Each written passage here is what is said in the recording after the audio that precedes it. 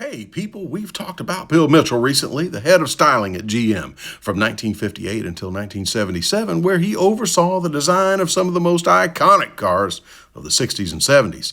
This 1979 Cadillac Seville is one of them, and the Seville has to be one of my all-time favorites, I tell you. First offered in 1976, the Seville was named for a city in Spain and was intended to evoke sophistication and prestige for the model.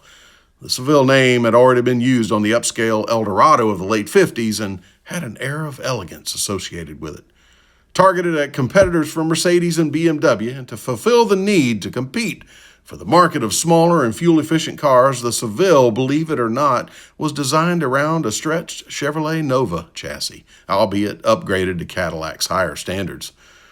Now, while the Nova was a compact car, the Seville was never known as that. It was an international size, referring to the smaller sizes of European competitors. However, what the Seville lacked in size compared to the full-size DeVille, it made up for in price. The costliest Cadillac outside of limos, but less than the comparable Mercedes model still.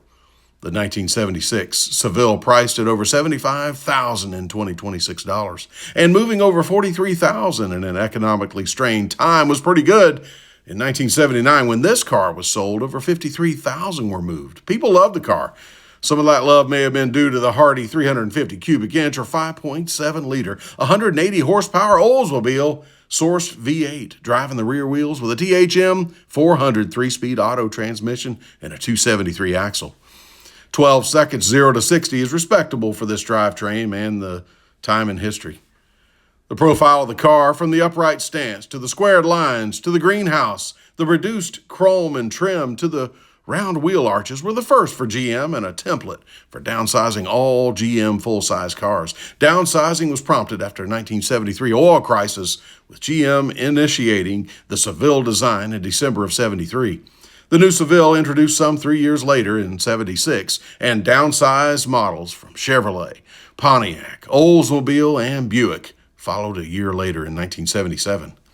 Hey, how about some fun? I found this coupe Seville recently, and hey, it's so cute.